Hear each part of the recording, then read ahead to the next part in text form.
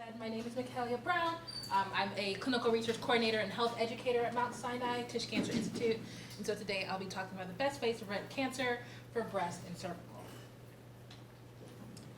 And so again, our objective today is to educate the community about breast and cervical cancer screening, and additionally share resources for navigation for breast and cervical cancer screening. So some of the things we know about breast cancer include that 1 in 8 women will be diagnosed with breast cancer in their lifetime. So when you're sitting in a classroom or sitting with your family, say there's 8 of you around there, more than likely one of you will be diagnosed with breast cancer. Or if it's all women, of course, one of you will be diagnosed with breast cancer. And so breast cancer is one of the most leading cancers, highest incidence, and unfortunately in Black women, highest mortality of all the races. Additionally, for breast cancer, both men and women can get breast cancer, even though it is majority women, men also have breast tissue and therefore can get breast cancer. Additionally, like I just mentioned, breast cancer risk differs by race. So we do see higher incidence in the Caucasian and white populations, but we see higher mortality from breast cancer in African American and Black populations.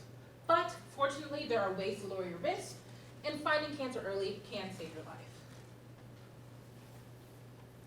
So in this image, it's a little contrast, but you can see 2 pictures of the breast. So on the left, this is a tumor where the 2 arrows are pointing to, and this is actually a very small tumor. It's just very, very magnified on this image. We would consider this woman being in stage 1 of breast cancer. The tumor is very small, it's still in the ducts or lobules, it hasn't metastasized to any other part of the body. Unfortunately, on the right-hand side, this woman is in stage 4 cancer because one of the characteristics of breast cancer at the later stages is breast thickening. So around here, you see that this is a little bit more thick. And additionally, we see about 4 to 5 tumors alone in her upper breast. So this is stage 1, stage 4. So we want to try and catch breast cancer, of course, in stage 1 or even before it's precancerous. So one of the biggest risk factors for breast cancer is age. As you can see in this graph, as we get older, we have a higher risk of getting breast cancer. In fact, the median age of diagnosis is around 63. You start getting screened at 40, so that's why screening is so important, starting around the later ages. Additional risk factors include diet, obesity, family and personal history. That is a very big one. I'm sure you've heard about the BRCA1 gene or the BRCA2 gene mutation. That can affect your risk factor. Additionally, your alcohol intake, and also environmental chemicals and pollution. So there are some breast cancer types that are more prevalent in your early ages. So we see that triple negative breast cancer, which means that you are negative for estrogen, progesterone, and the protein HER2. That type of cancer, triple negative, is actually more common earlier than 40, but it does disproportionately affect African American and Black women. So even though it's earlier, it's mainly a specific ethnicity. Additionally, breast cancer screening begins at age 40 and occurs yearly. So if you have a family history or personal history, you might need to start earlier, maybe 35 if your mother or a first-degree relative like a sister is affected by breast cancer. But for the general population, age 40 is when you start getting screened.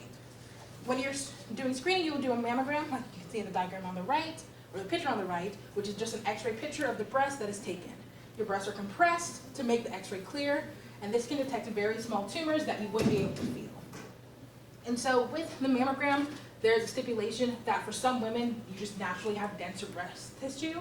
And so if you have denser breast tissue, you will need to do an ultrasound, which is still covered by your insurance. So if the doctor ever tells you, you gotta go in for another ultrasound, just know it is covered by your insurance because it's a part of your breast cancer screening. So in the meantime, if you're not 40 yet or not approaching that age or have sisters, family members, friends who are younger than 40, there are things that you can do before you're starting to get screened. So one of the things is self-breast exams once a month to determine any changes from your standard. So this is, you don't want to evaluate your breast during your cycle or during your period. You want to evaluate it during basically any other week. So set a standard, palpate your breast. You can do a circular motion. There's also a grid motion. Just feel what your breast normally feels like. And then every month, check it again. You can check it lying down. You can check it in the shower. Check it, just make a set date. Be like, on the 16th of every month, I will check my breast. Additionally, clinical breast exams are performed by your doctor, either your gynecologist or your PCP. This can be done annually with your yearly physical. So they will also go in basically the same thing as a self breast exam and pop out your breast, making sure there's no nodules, no things that they can feel. And so this, which is a little less clear on here, shows some of the different symptoms you can look out for. So one of the things is swelling or warmth or redness in an area, change in the size or shape of the breast. So again, that's one of the reasons why we say set a standard, because your breast changes as you gain weight, as you lose weight, as you get pregnant, as you have your child. All of these things can happen. So again, just be aware of what's happening to your body. If you feel a lump, hard knot, or thickening to the breast. Additionally, if there's any itchy, scaly sore, if you have any discharge from your nipple that you typically do not have, new pain in one area that just won't go away, or pulling in of your nipple to compared to other parts of your breast. And so this is more of a truth and false question, so hoping to get you all engaged. So our first question is, breast cancer always comes in the form of a lump. Is this true, thumbs up, or is this false? You can also shout it out. True, false? False. I am seeing a lot of false. That is correct. Frequently, breast cancer can be very, very small. I know survivors who said that they had a cancer, the tumor, the size of the pin of a needle. It was that tiny, and it was, fortunately, her radiologist found it and was able to catch it at very, very early stages, but it's actually a very aggressive type of cancer, but tiny, tiny, tiny. Wearing an underwire bra increases your risk of getting breast cancer. True? False? That is false. That is correct. That is one of those old wives' tales that you might have heard back in the 80s, 70s. Yeah. That is not true in any capacity. There have been studies, there have been research showing this. It's not true, I promise you. Exposing a tumor to air during surgery causes cancer to spread. True? False? That is correct. False. In fact, surgery is might be the best method for you to remove your tumor. You can do clinical trials, you can do surgery, you can do chemotherapy or radiotherapy. All of these are options for treatment. Wearing antiperspirant or deodorant doesn't affect your risk of getting breast cancer. Is this true or is this false? I see some false. It is true. It's true in fact. There is nothing that is currently in any of the commercial antiperspirants or deodorants that will affect your risk of getting cancer. A hit or injury to the breast causes breast cancer. True? False? False. That is also false. And then breast cancer can happen at any age. True? False? True. Yes, I see some head nods. That is absolutely correct. Which is why, especially if you're before the age of 40, you need to be checking your breast, doing those self-breast exams, going into your doctor annually for your physical, and so that they can also perform a self-breast exam. Oh, and then the last one, breast cancer can happen to anyone, man or woman. That is true. All right. And so then for our next section on cervical cancer, what is cervical cancer? Cervical cancer is a normal cell growth in the cervix. And so the cervix is basically the neck of the vaginal canal. So it's right before the vaginal canal, which goes outside the body, of course. Additionally, signs and symptoms of cervical cancer include irregular vaginal bleeding. So this is outside of your period, after menopause, after intercourse. If you have vaginal discharge, which is unusual color, watery, bloody, or heavy, has a foul odor, or any pelvic pain or pain during sex. Additionally, some of the risk factors for cervical cancer include, if you're over 35, long-term use of oral contraceptives or birth control pills, having multiple sexual partners, so greater than 2, or a history of sexually transmitted infection or HPV infection. So these two all pertain to the last point, which is HPV is the main risk factor of cervical cancer. So this is kind of a nuanced thing, but having multiple sexual partners in itself isn't a risk factor. It's having multiple sexual partners when you might not know their own risk or infection of HPV. So what is HPV? So HPV stands for the human papillomavirus. It is this little thing over here, that's what it looks like. It's a main risk factor and causes cervical cancer. It's one of the most common sexually transmitted infections. There are more than 100 types. 13 types are commonly known to cause cervical cancer, including type 16 and 18 as the most common. Additionally, at least 79 million Americans are currently infected with HPV. Specifically, young women and men, college age, have the highest levels of current infection. Fortunately, most HPV, about 90% of HPV, are commonly passed through by your body, so you might get HPV your sophomore year of school. By senior year, it's cleared. This is what happens with most infections, but the vaccine can protect against most of the strains. Additionally, HPV can be passed from one person to another during any skin-to-skin sexual contact, vaginal and anal sex, or oral sex. Can I ask a question? Yes. Can both men and women get Yes. the inoculation? Yes, both men and women can be vaccinated against HPV. And until you're much older, I mean, you can get it when you're young, but you can get it in your 20s and 30s? Yes, so, Great, thank you. of course, yeah. So one of the things we say is that you can start getting the HPV vaccine at 9. We'll talk a little bit more about it in the next slide, but no, you're absolutely okay. And you can get it up till you're 45. The only thing is that between 26 and 45, there are no current research studies on the effectiveness of the vaccine. So most health departments and cancer education want to promote getting the vaccine by your 26th birthday.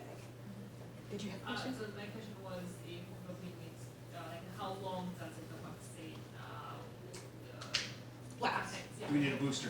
No, you don't need a booster, I promise. No, it's not like COVID. You don't need a booster. Once you are, so from, let me remember, from 19 to 26, from 15 to 26, you will have a 3-dose schedule because it's basically a catch-up. So I guess in itself there is a booster in it, but from 9 to 15 again, that is just a 2-dose. And so, again, cervical cancer is one of the few cancers that can be preventable through the HPV vaccine. We can't say this about most cancers. They're usually not preventable, it's just something that occurs, but cervical cancer can be prevented if you're vaccinated against human papillomavirus. So in 2014, the HPV vaccine Gardasil 9 was approved by the FDA, which protects against 9 of the 13 types of HPV. Before this, in 2006, there was just Gardasil, which protected against 4, so this was an improvement, adding 5 more types. Additionally, the vaccine is safe. It's just like any other childhood or adolescent vaccine like MMR, hepatitis B, polio, and in fact, it prevents cancer and genital warts caused by HPV. Additionally, for boys and girls, receiving your first dose as early as age 9.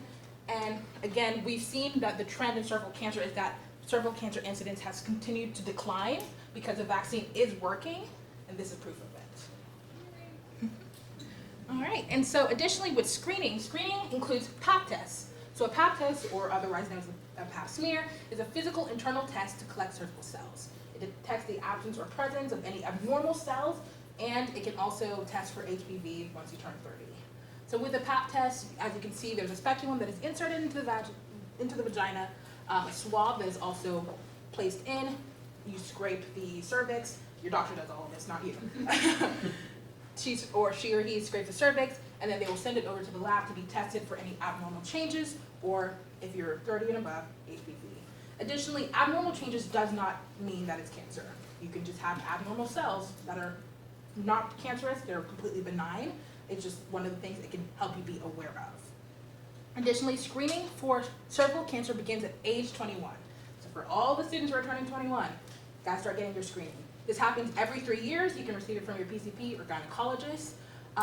Additionally, something to note with the age 21, it can begin at age 21 if you're sexually active. If you are not sexually active, you can defer to get this screening. So until you become sexually active, if it's later than 21. Additionally, if you've had HPV or abnormal Pap tests in the past, you might need annual Pap tests. Mikhalya, they don't call for annual PAPs to begin with? No, they only do. Routine care? They only do it for every 3 years, and then they change it to 5 years once you hit 30, because then they include HPV testing as well. When did they change that? They changed it, I want to say 2017. If you don't mind, Yeah. I just want to mention with cervical cancer, if a woman has had a hysterectomy, they should still get a Pap smear. That is correct. All right, so another myth busting true and false section. So first one, if my child or I get the vaccine, it promotes sexual activity. Of course. Is this true or false, people? Nope. That is absolutely correct. It is false. It does not in any way promote sexual activity. In fact, it probably protects against sexual activity. Because, let's be honest, your 9-year-old is not having sex. But once they turn 18 or 21 or whenever they feel comfortable, they may start. And by having this vaccine, they are now protected against getting HPV. HPV vaccination protects against only cervical cancer. True or false? That is false. It does also protect against many other cancers because it prevents HPV. 90% of HPV infections are cleared away by our immune system. True? False? Ooh, I heard some false. It is true. It's actually true. Most times, most infections are cleared away by your immune system, but the reason why we still give the vaccine is because, again, that's 10% that's not. And additionally, like we said, strains 16 and 18 are the most common for cervical cancer. So we want to protect against those in the first place. Only girls need the HPV vaccine since only they can get cervical cancer. Yes, I like seeing my women say no. Yes, men, get your HPV vaccine. Again, sex is a two-part thing. It's a man. It can be man, man, man, woman, woman, woman, anything. Everyone should be vaccinated.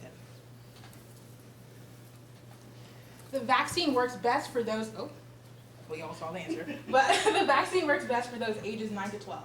True or false? That is true. That's just because the earlier you're inoculated, again, the more immunity you build up. That's with every vaccine. So we want to start getting them vaccinated as early as possible. But it still does work for ages 9 through 26. So feel free to get vaccinated at any free clinic, any federally qualified health centers. There's a couple of doctor's offices that will do free vaccine days that you can look for online through the New York City Health Department as well. Cervical cancer is hereditary. True or false? Yeah, it is false. It's false. Yeah, it is one of the cancers that is not hereditary. It is solely mainly based on getting HPV and if you have the strain that causes cervical cancer. So again, another cancer that you can protect yourself from. Insurance companies cover HPV vaccination. True or false? True. That is true. The nuance of this though is that they cover it up to 26. If you're older than 26, because of the federal recommendation for vaccinations, CDC stops it at 26 because they don't have enough research for 26 to 45. So you can get it again with your insurance when you're 26 or under. But if you're over it, again, the free clinics, FQHCs, all provide vaccination. All right. Oh, and then just to conclude our information, so the Mount Sinai Tisch Cancer Institute Community Outreach and Engagement, which is the team I'm a part of, we'll be having our spring retreat on May 16th from 1 to 4 p.m. Basically, there we'll be talking with different researchers, community members, community stakeholders, just talking about the cancer burden in our communities around Manhattan, Brooklyn, Bronx, Staten Island, Queens. So if you are interested, feel free to scan this QR code. It is free to attend. You don't have to come to the entire thing. You just get to hear from different people's perspectives and opinions. Is that Mount Sinai, Brooklyn, or Mount Sinai, Manhattan? Mount Sinai, Manhattan, but we'll have associates from Brooklyn and from Queens. We'll have our multiple myeloma doctors, Dr. Cesar Rodriguez, he will be presenting as well. Mm-hmm. I'll leave that up for a little bit. Any questions? Yeah. I just have a question about paying for the vaccine. Mm-hmm. If someone has insurance, is there any out-of-pocket cost to someone aged 9 to 26? No, it is completely covered by your insurance. There's no out-of-pocket cost. In fact, I believe, I don't want to say it was for New York, but I know there was a state that was promoting vaccination even within the schools themselves so that they would have like health workers there to vaccinate your kids if you had approved it. I don't remember if it's New York or not, but it's frequently, I know New York City Department of Health does promote getting vaccinated. Okay. Mm-hmm. Any other questions? Could be about breast, cervical. Great, all right, I will turn it over to Jody.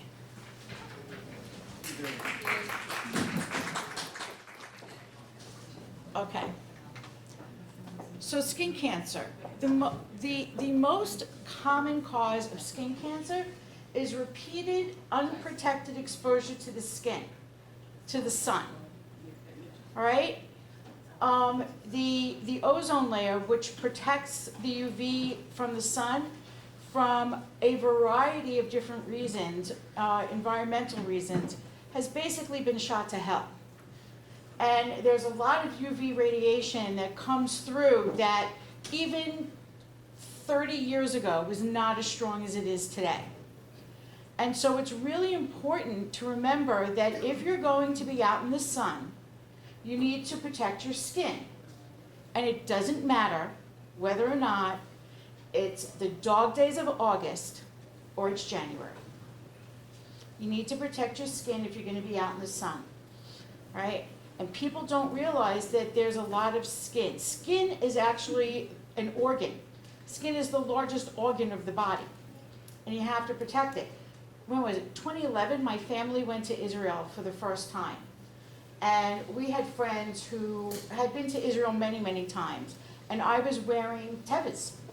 And my friend said to me, before we left, she said to me, make sure that you put sunscreen on your feet. And I said to her, are you kidding? And she said, just listen to me. Oh my God, the best advice I ever got in my life was to put sunscreen on my feet, because otherwise I wouldn't have been able to walk around. Because the sun is so strong in the Middle East that my feet would have been burned to a crisp within an hour had I not been wearing sunscreen. When my son was in daycare, he's now 33, right? He had a mohawk because his hair hadn't come in yet. And they would take the kids up to the roof. There was a roof playground at his daycare center in Brighton Beach. So not only is now it's a rooftop, but now it's like right on the boardwalk, so you get all the reflection from the sand and the ocean, right? And I would go, and before I would leave, I would take the sunscreen in my hand, and I would go in his hair, all over his head, and I would leave. And the teachers thought I was nuts. And I was like, he doesn't wear a hat. I have to protect his head. Okay, now he's 33, he doesn't take the hat off. Okay, the risk factors, being light colored.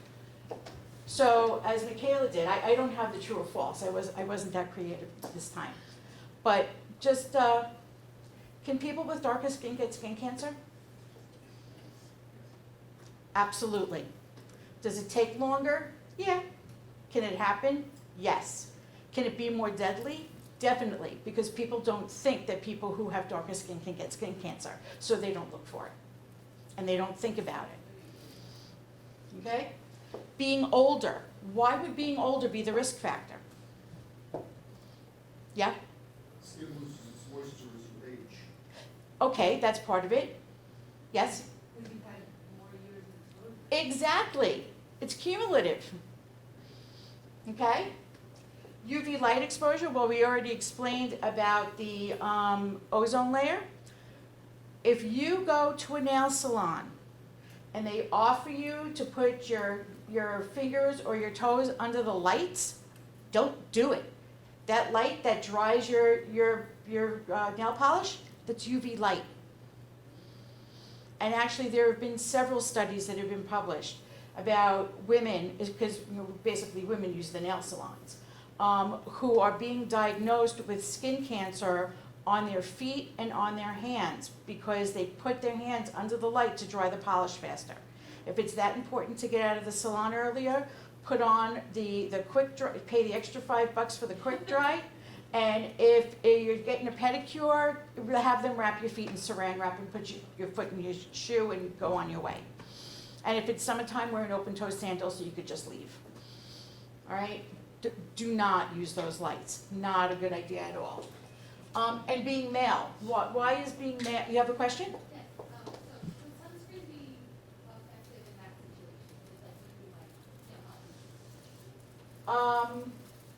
situation? So here's the thing. I'm just thinking practically. I'm guessing around the skin, yes. However, if you think about sunscreen, right, when are you going to put it on? If you put it on before your manicure, your hands are going in the water. What is that doing to the sunscreen? It's washing it away. If you put it on before the pedicure, your feet go in that wonderfully warm tub that just makes all stress go away, right? And so it's being washed off. So when are you going to put it on? And also, so now you have this beautiful, nice, wonderful mani-pedi, and you feel fabulous. And you put the sunscreen on, which is cream based, right? There's some kind of a oil base in it, right? And, because it's a lotion usually, right? And now you're gonna try and put nail polish on and expect your nail polish to stay. Look, you know, women's beauty and women's things like that, it's complicated. Question? Actually, just two comments. One, the Brooklyn College Cancer Center table has free sunscreen. Go get some. Okay, And two, the UV light exposure, you can get cancer in your nail bed. yes, And so very like true. even just covering up your hands, you can, it'll manifest kind of as a brown streak in your fingernail. So, Yeah, yeah. so Just really, backing up what you said. so really the answer is, don't use the UV light. Okay?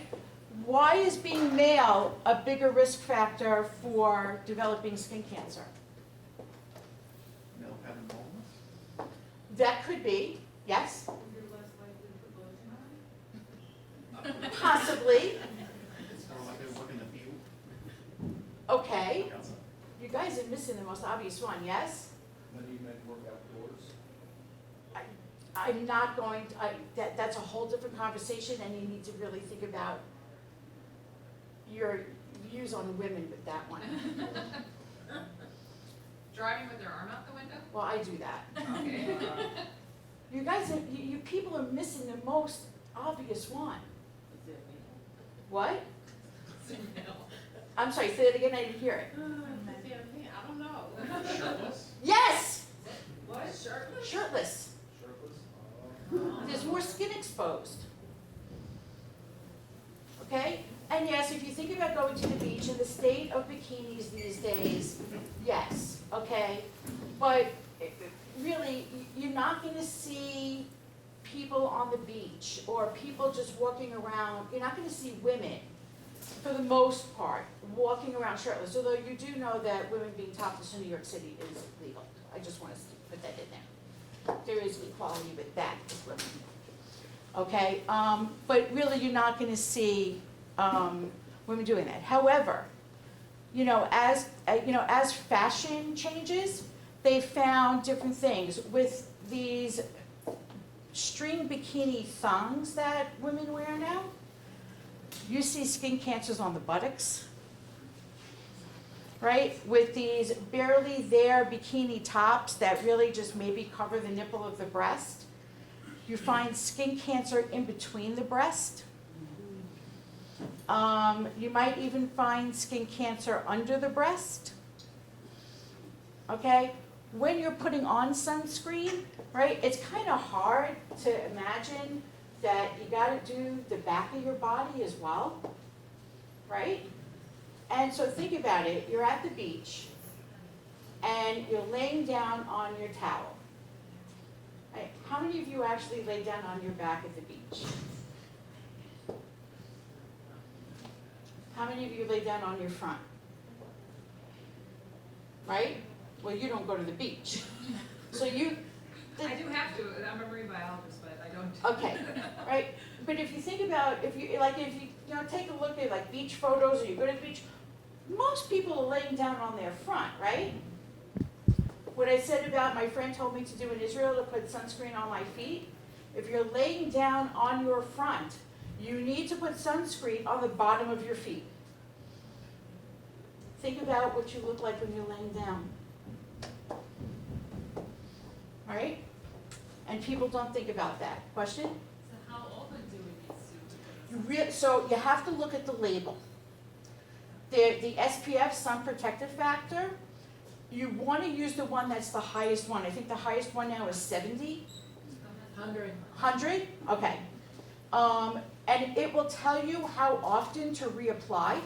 It's not sunscreen is not a one and done for the day. You can't put sunscreen on at 8 in the morning and you do all your stuff and then go to the beach and then and finish at the beach at 6 o'clock at night and think that you've been protected. It doesn't work that way. It has to be reapplied. And the way that, how often it gets reapplied, you have to look at the label. However, you need to also look to see, is this stuff sweat proof? Because if you're sweating off the sunscreen, right? If you go in the water it's coming off. Even if it says it's waterproof, it's coming off. And when you come out of the water, you need to reapply. All right? If you have thin hair, male or female, thin hair, you need to put sunscreen on your head. You have to put the sunscreen on the top of your ears. All right, question? I guess I'm always worried about the balance between the strength of the sunscreen and chemicals that are in it, right? That I'm very pale and I have to slather a lot on, and I worry, like, what am I actually putting on my skin? I know I'm protecting myself from the sun, but I've not ever heard anything of any kind of a detriment to putting on sunscreen related to any chemicals that are in there. You can, there are always, nowadays there are a lot of organic products on the market, so you can try those. And the other thing is that if you can, you stay out of the sun between the hours of 10 a.m. and 2 p.m. That's when the sun is strongest, at least here in New York City. All right, if you're in some place like Alaska, I don't know when to tell you to stay out. We were in Alaska in 2019, which is absolutely amazing. If you have the opportunity, you must go. But at 9 o'clock at night, it was bright like that. It was amazing. So if you go to Europe this time of year or over the summer, and the days are longer, I wouldn't even know what time of day to tell you not to be in the sun because it's different. I can only tell you for New York City. When the sun is up further up high, that's. Right, you stay out between 10 a.m. and 2 p.m. I shouldn't say you stay out, you avoid between 10 a.m. and 2 p.m. All right, other things you can do is wear long sleeves, right? And you're gonna, some people are sitting there going, is she out of her freaking mind? She's gonna tell me to wear long sleeves during the dog days of August? She's nuts. But if you wear something like cotton or linen, it's lighter, and hopefully you can tolerate it. Also wear long pants. Light colors reflect, dark colors absorb. So that's why spring and summer colors are light, because you don't want all that heat being absorbed in you, right? You want to be cooler. So light colors, white, light yellow, green, pink, right? Even a pastel purple, I would stay away from that. It's darker. And purple's my favorite. Quick Okay. question. Question. Isn't there laundry detergent with UV protector in it so that if you wash your clothes, the clothes themselves are somewhat sunscreen? I don't know. I've not heard of that. They had it in Australia, that's why I'm asking. Okay, I've not heard of that here. I'd be very curious as to how that works since UV protection kind of gets washed away with water, so I'm really kind of curious about that.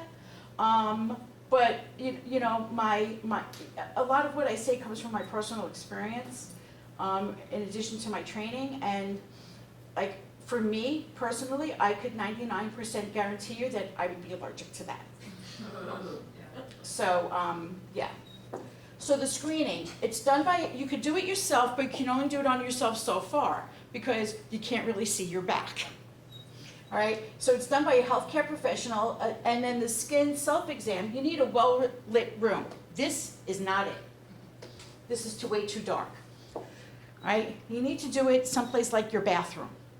But if your bathroom's not well lit, that's not it. You need a bright room because you really need to see, okay? You need a full-length mirror.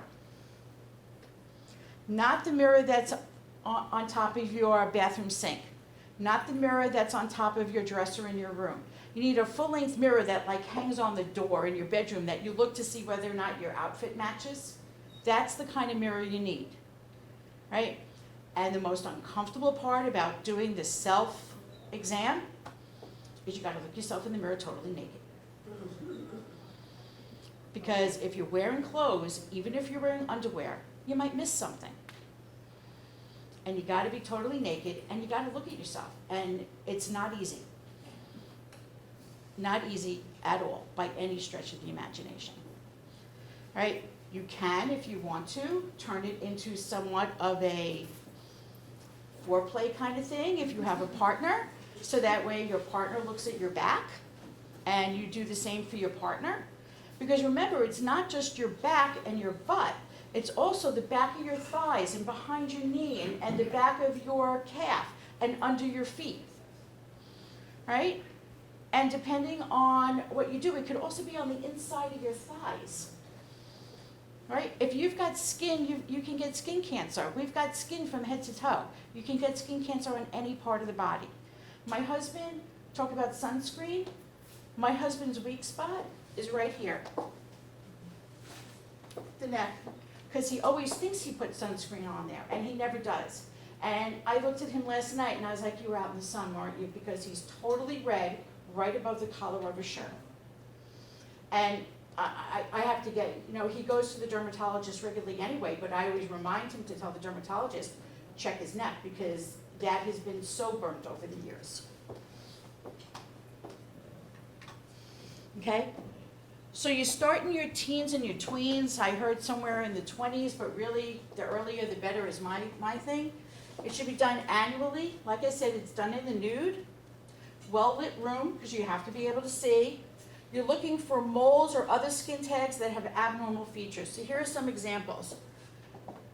See, this is not symmetrical, right?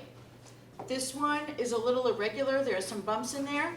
This one has a gradation of color in it, right? This is more than 1/4 of an inch diameter, okay? And then you can see a change. It starts out like this, and then it starts looking like that. And then, I'm sorry that if you want to, somebody wants to come up and take a closer look, because you probably can't see it from your seats. But this one almost looks like a topography map for, some mountain area or something like that. So you can feel it. It gets raised and whatever. I have a mole on my forearm that many people have said to me, get it out, get it out, get it out. And I'm like, are you kidding me? That thing's been there my whole life. It's never changed. Why am I going to have it taken out? Well, I was like, I look at it every day. It's never changed. I'm not worried. All right? All right. Any questions on skin cancer and prevention? How many? Is there anyone here who is a health and nutrition sciences major? Department, yes. I'm sorry? I'm from department. You're from that department. Okay. So then, since you're our lone representative, sunscreen, primary, secondary, or tertiary prevention? It's primary. Yes. Sunscreen is primary prevention.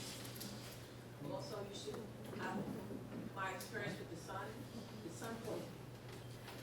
Should be very careful. I don't play with the sun. I got it in my face. I went to my home in Barbados and also with medication. You should be careful when you're taking medication. Yes, there are certain medications that you cannot be exposed to the sun. And there should be a label on the prescription bottle that says to stay out of the sun. That is not just for the label makers to make money, all right? If there is a label on your prescription bottle that says stay out of the sun, stay out of the sun. Because the reality is that if you go and you're in the sun, you're going to get really sick. Okay? Any questions on skin cancer before we move into lung cancer? So my question is, what if the patient has a lot of moles? Because I have seen a lot of patients that has the moles all around. They should be going to a dermatologist at least annually, if not more often. Are they the higher risk to get or I'm not sure. I don't think having a mole in and of itself makes you high risk. I think it's the other things that go with it. But certainly if someone has moles, they should be checked by a dermatologist. My husband had a mole on his back for years. And then one day I saw it, and if I can go backwards, hopefully. And then one day I saw it spread a little. And I said to him, go to the dermatologist. And they caught it precancerous. It was taken out, they caught it precancerous, and now he goes to the dermatologist every 6 months. Does he really need to go to the dermatologist every 6 months at this point? Probably not, but it's not a bad thing for him to be checked anyway, because it's a thing with his neck, so I don't argue it. He actually goes. I have a man who goes to the doctor, I don't argue. Plus, on top of that, if you have a mole, in my experience, or personally, if your mole starts to itch, you should go to a dermatologist. I've had a mole that started to itch, I went to the dermatologist, and it could be precancerous as well. So you should go, if your moles are starting to itch you should go get the check. If there's a change, right, an itch, a change in the color, a change in the shape, if it starts to grow hairs, okay? If your physician gets ticked off because you came in for nothing, find a different physician. Okay? I had a godmother who had a mole that changed, and thankfully she went in, they discovered they diagnosed her with Gibney. Oh, see, you never know what it could be. So you should go get a check. Personal experience, like. Jenny? Just a quick reiteration. You really need to put sunscreen on your ears whenever you're outside. Yes. Because the issue is if you get it in your ear, it can go into your salivary glands, and then it's extremely difficult to fight. My uncle passed away from that. Yeah. So people forget their ears. You really have Right, to gather them up. Right, Or earphones. right, so, hair only goes so far, right? And if you think about it, if it's a really hot day, what are you doing with your hair? Oh my God, get this off my neck, I'm so hot, right? And now all of this is exposed, right? And it's not just the top of the ear and here, it's behind the ear. Again, if you're laying flat on the blanket on your front, all of this is exposed. People don't think of it, right? And the other thing is, if somebody is fully bald, right? I wish I had a baseball hat. Anybody here have a baseball hat with them? Can you bring up your hat? Bench in the back. Exactly. Ah, perfect, thank you. There's no lice in here, right? Okay, so I don't know how many of you can see this, but oh yeah, I'm gonna wear a baseball hat. This is really cool. I'm fully bald. I'm gonna be totally protected, except for this little tombstone in the back. You gotta put the sunscreen on. Right? People forget about that. Okay, a wide brim. Okay, a baseball hat's wonderful, and my son and my husband wear them constantly. A gardener's hat is even better, like some famous gardener who I can't think of right now. But like one of those really wide straw hats, that's what you really want to wear out in the sun. Because that not only protects your face, but it also protects your neck because of the wide brim. You can come get this now. Thank you very much. I'm going to leave it right here for you, okay? Any other questions on skin? Okay. Lung cancer. What can you tell me about lung cancer? You already know. It's on its way down. I'm sorry? Is the prevalence of lung cancer decreasing? No, actually, the prevalence of lung cancer is increasing, which is a good thing. Do you get why? Yeah, I understand. Does everybody understand why the prevalence of lung cancer increasing is a good thing? It's just caught. Most studies. Yeah? People are living longer with it. Exactly. Say it louder. People are living longer with lung cancer. Yes. So the prevalence of lung cancer increasing is a good thing. It means that people are not dying from it as much. Right? We have several, I run the lung cancer screening program at Maimonides. We started it in 2013. We have at least 6 patients that I could think of off the top of my head that have already or are very close to the 5-year mark. At least 6 I can name off the top of my head. We've already diagnosed 60 lung cancers. So 10%, that's huge. okay? In March of 2021, the criteria changed. So we now do screening for people starting at age 50 and we go to age 80. Okay? They have to have at least a 20-pack year history. Is there any, oh, there is some chalk here. How do you, there's no way to shut that off, right? Just hit B on the keyboard.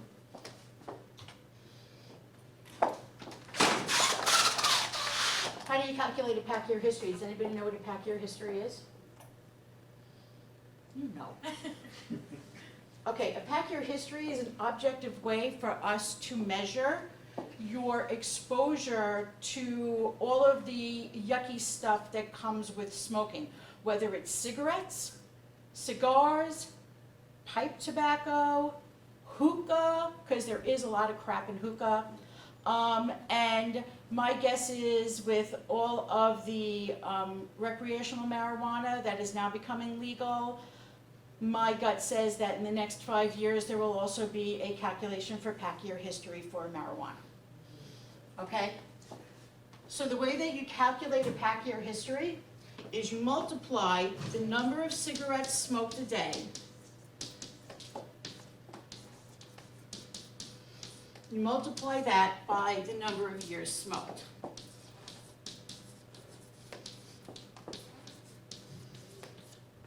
It seems like simple math. It's not. Because people don't always smoke the same thing. How many cigarettes are in a pack? 20. Okay, so there are 20 cigarettes in a pack.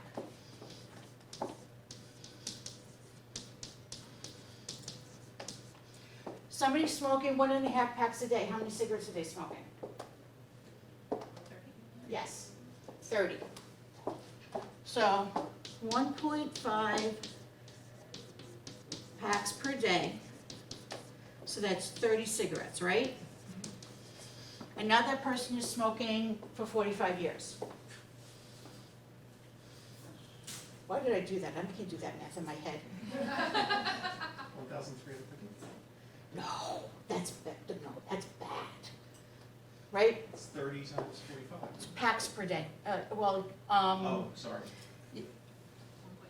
Do it by packs. So it's 1.5 times 45. I'm gonna make this easier because I 67 can't. and a half. 67. Okay. So we would round that up to 68.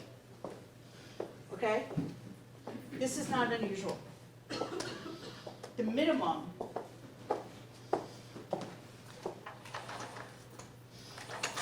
do I just hit B again? Yeah. The minimum is 20. We just calculated as 68. I had somebody the other day who called me, the pack year history was 174. Yeah, it's a good thing I do intake over the phone, because I've been told that my face, I'm not always aware of what my face shows, and that would be bad if I was looking at this person, because on the inside, I'm going, how are you breathing? You know? And the guy was totally fine, there were no nodules in his lung. Okay?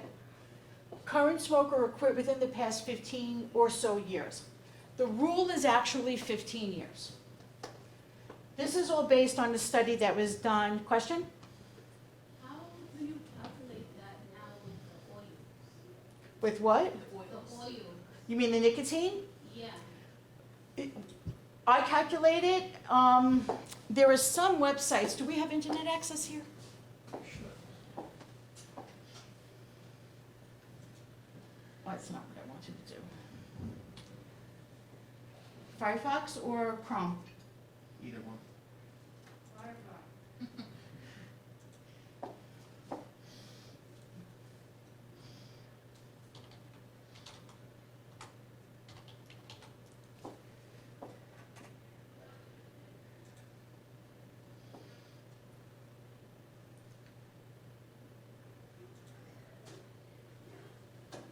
No, that's not the one I wanted. There's a specific one I'm looking for, so give me 1 second. No, that was the same one I just looked at.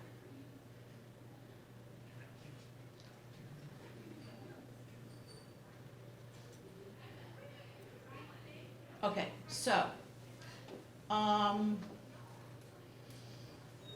see here, they have the different things, cigarettes, cigars, cigarillos, pipe, tobacco ounces, tobacco grams, and water pipe. I think that there might be one that calculates you're talking like Juul? Say that again? You're talking like Juul, like the vaping? Yeah. I think that I would do that under a water pipe. I would calculate it under a water pipe. FYI,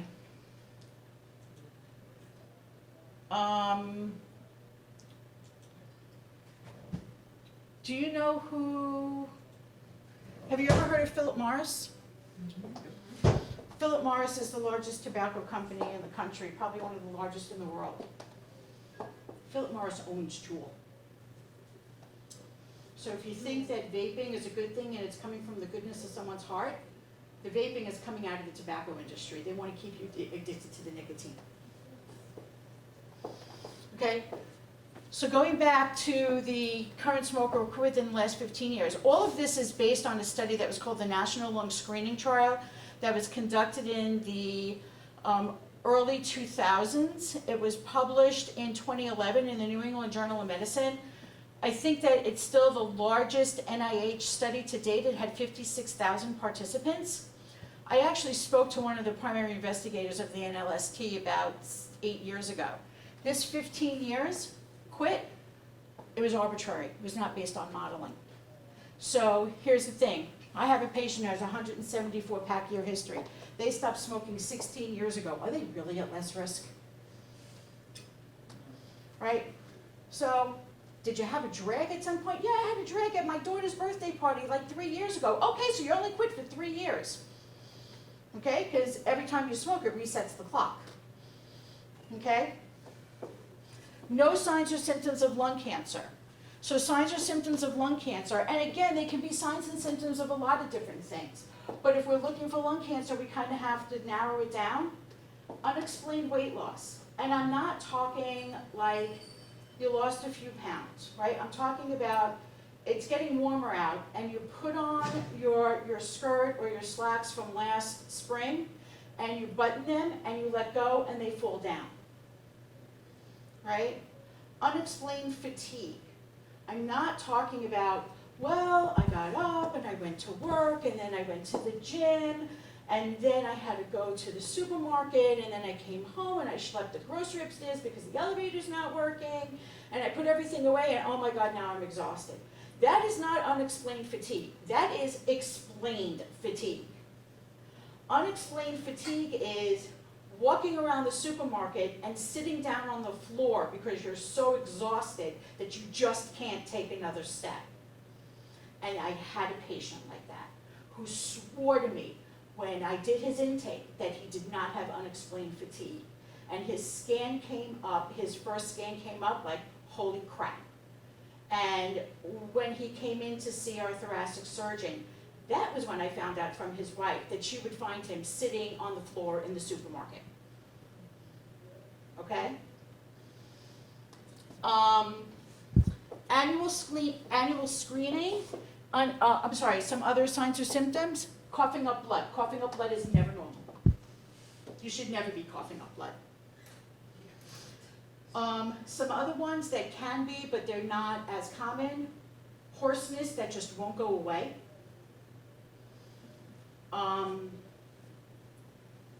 Shortness of breath. Okay, but again, shortness of breath could be from anything. Okay, I mean, obviously you guys can see, I'm overweight, right? Walking in here today, I got winded. Of course I got winded. All right, so no, that's not me.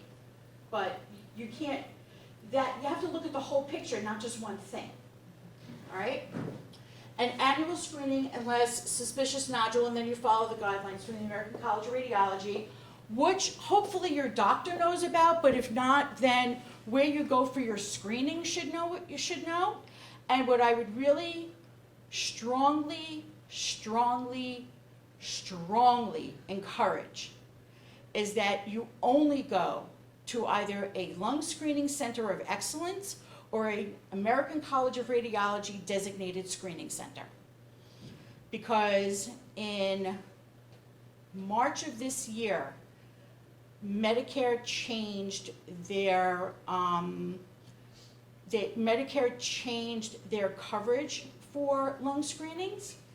And what they did is they now made it that anybody in the idea of giving people more access to lung screening, what they did is they said, okay, we will pay for it no matter where you go, so you could go to radiology on the corner and go get your lung screening.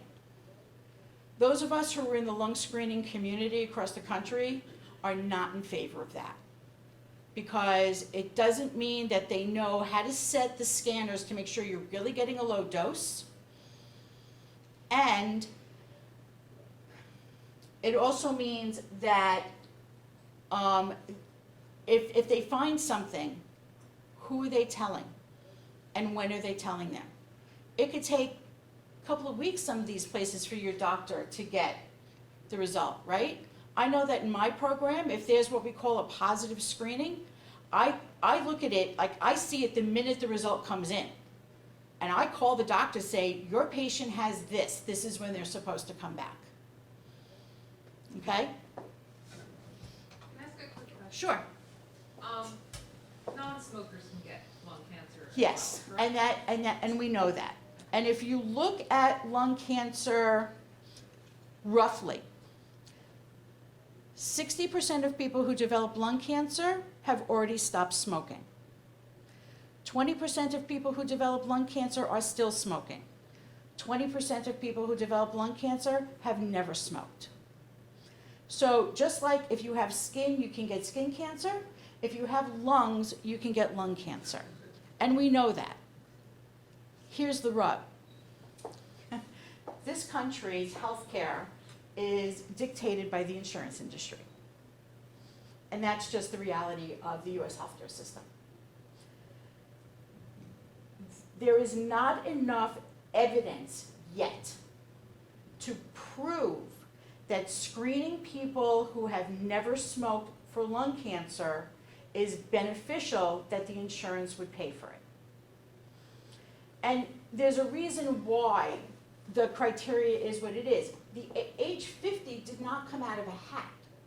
That was based on almost 10 years of screening, maybe a little more than 10 years of screening, all right? And seeing how many we were missing in this, because it's used to start at 55, right? So seeing how many we were missing between the ages of 50 and 55 because we weren't screening that age, right? Even though it's done with a low-dose CT scan, which is 1/10 the radiation of a regular CT scan, it's still radiation. And you have to look at that risk-benefit ratio of, well, how much radiation am I going to expose somebody to while I'm trying to find something and help them? It's like, my husband's cardiologist, my husband was asking whether or not he needed a nuclear stress test. And he had had one the year before. And the cardiologist said to him, well, no, you just had one the year before and it was perfectly fine, so no. He goes, I don't want to kill you with radiation while I'm trying to cure you of heart disease. Right? It's the same kind of thing. It's that risk-benefit ratio, and we just don't have that information yet to be able to say confidently, yes, we should be screening people who have never smoked. Okay? I mean, in all honesty, the next hurdle for the lung cancer screening community is to get rid of the 15-year-old. Because we know that people who stop smoking 20, 25, 30 years out have developed lung cancer. As a matter of fact, Dr. Markowitz from CUNY, I think he's from Queens College, published a study in the October 2017 or October 2018 issue of the American Journal of Public Health, on a study that he did, and they had ignored, as part of the study, they threw out the 15-year rule, and sure enough, his study was finding cancers 20, 25, 30 years out. So it's, if you think about it, lung cancer screening is still in its infancy. It's only been approved to be paid for by insurance since 2015. It's 2022, so it's only 7 years that insurance is paying for lung screenings. Lung screening is still an infant, all right? Mammography's been around since the 60s, right? Mammography has a good 45 years on us. So, you know, we got you. We know, we got you. We just gotta, you know, slow and steady wins the race. Okay?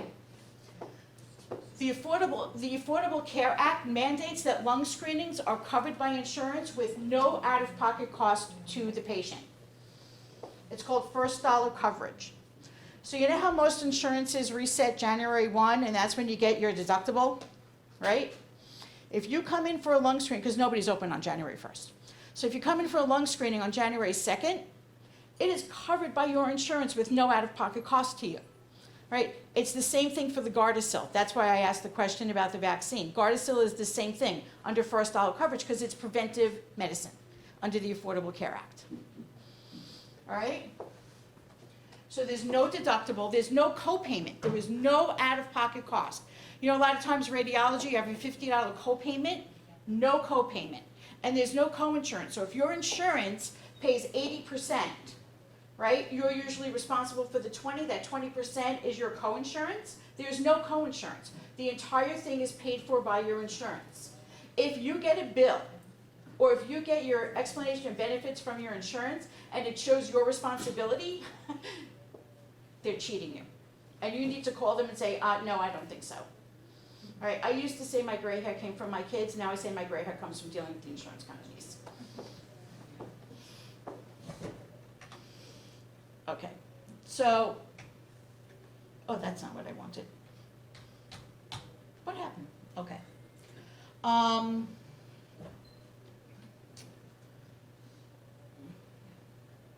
just want to go back here for a minute. This is the CT scanner. This is not an MRI. Right? The MRI, you would not be able to see through the machine. The MRI is a tunnel.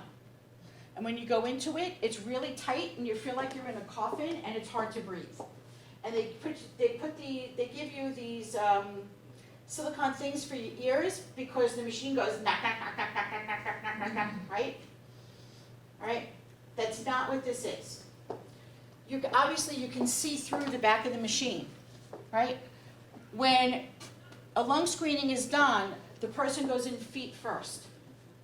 So really what happens is their feet are at the other side of the machine and their head never actually goes in. This is maybe 2 feet wide in here, maybe. Their head gets close to the machine, but it never actually goes in. The entire test, I swear to God, it takes 2 minutes.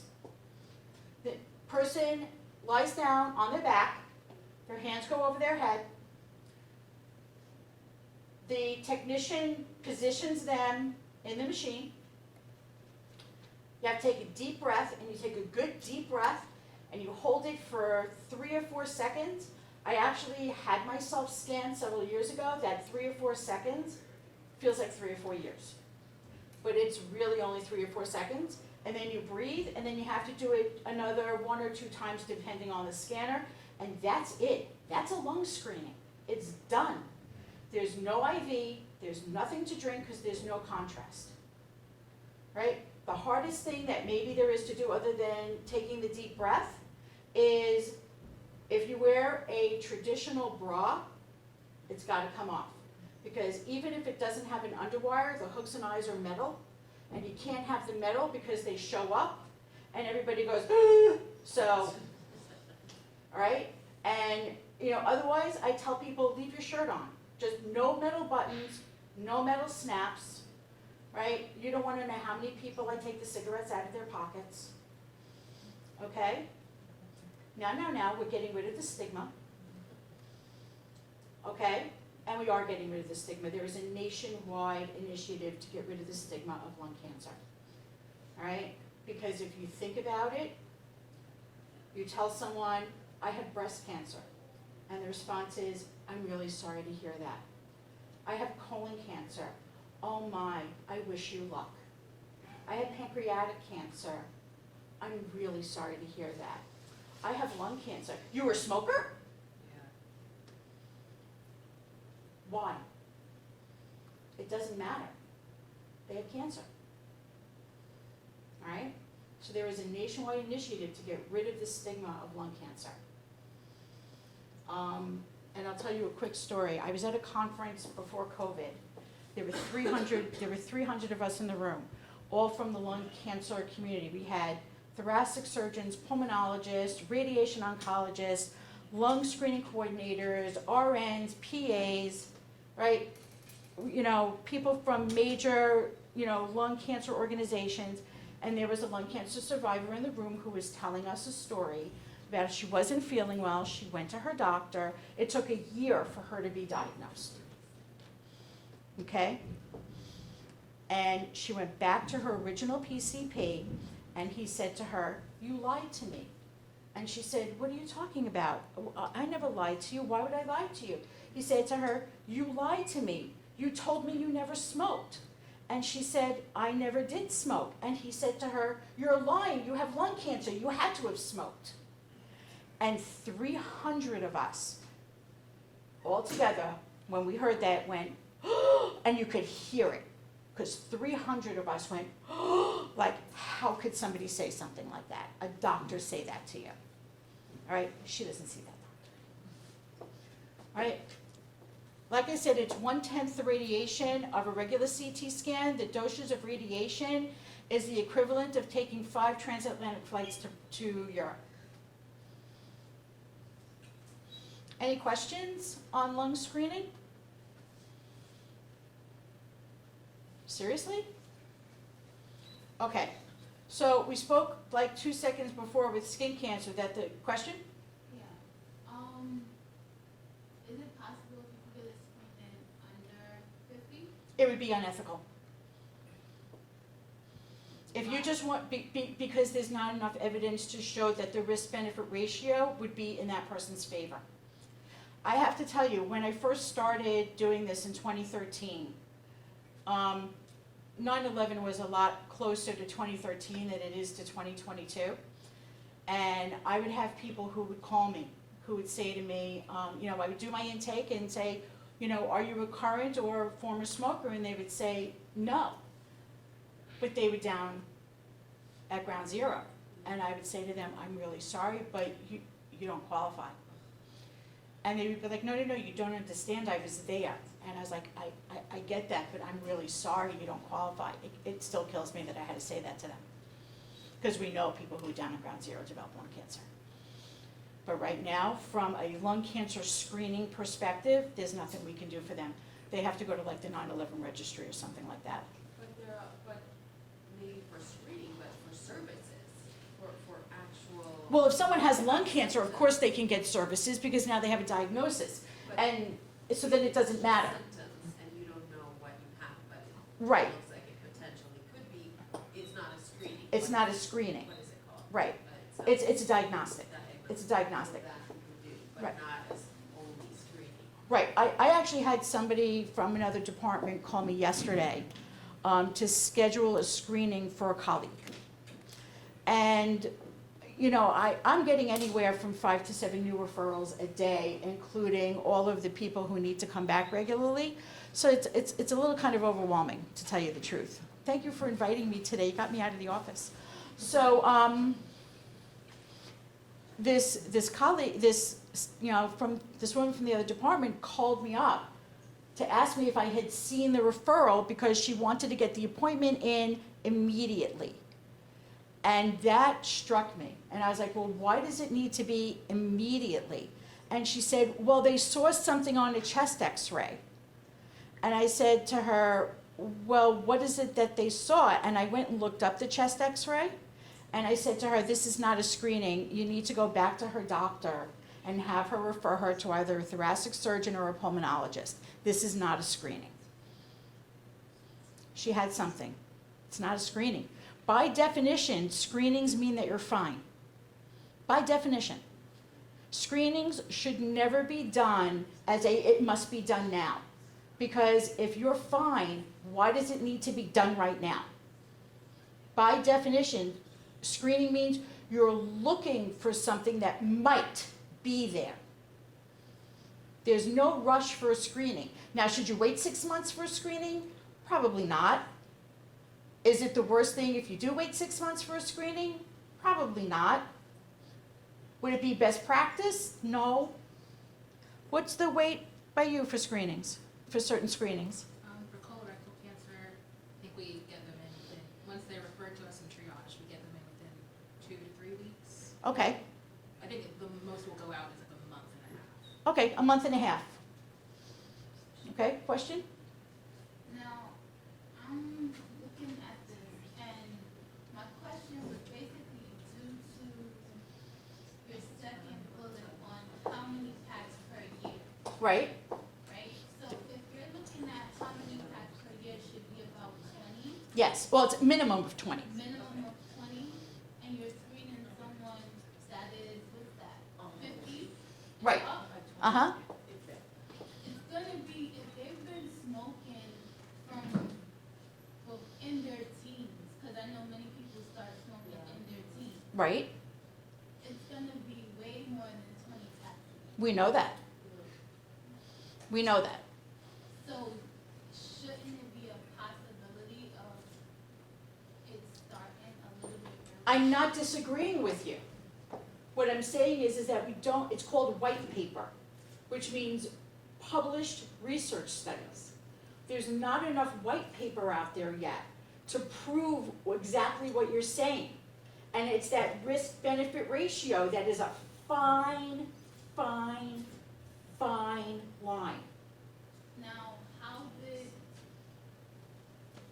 did that number as before where it was 55 and now 50 come about in a sense to where that was the age to start screening? If you look at published data, there was one study, I think I looked at it in 2014, 2015, something like that. It's been a while since I've looked at that article. It broke down the incidence of lung cancer in quartiles of age. And this was actually part of the strategy we used to get Medicare to agree to pay for screenings to begin with. So I had to look at this in 2013, 2014, okay? Most people develop lung cancer after age 65. But yet there were enough people who developed it between age 50 and 55 that they lowered the age to 50. But the age was based on modeling. The quit was arbitrary. Okay. Okay? What's your major? I'm not a student. You're not a I'm student. faculty. Oh, okay. From here you look really young. I guess that's a good thing. We are gonna have to move on in a couple Okay, of minutes. yes. Any other questions about this? So, I have a quick question, so if you have chronic asthma or anything, can that contribute, can you get lung cancer? COPD is a risk factor for lung cancer. Having COPD and smoking is a risk factor for an increased risk of lung cancer. Okay, yeah, my mother had COPD, she passed away, so, My condolences to you. okay, All right, any other questions? yeah. If not, let's Okay, thank you. Thank you.